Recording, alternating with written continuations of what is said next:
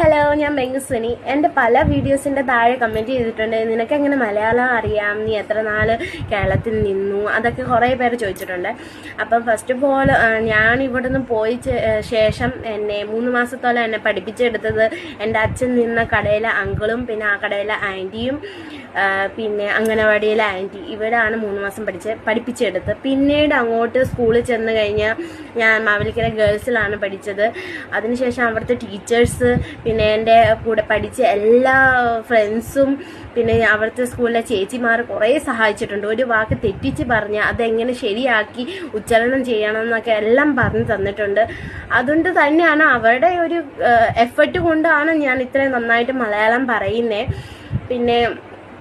പിന്നെന്താ ഓൺ ക്യാമറയിൽ ഒരാൾ പറഞ്ഞായിരുന്നു വോയിസ് ഇട്ട് പറയണമെന്ന്. ഞാൻ ട്രാൻസ്ലേഷൻ യൂസ് ചെയ്തിട്ടില്ല, ഞാൻ റിയൽ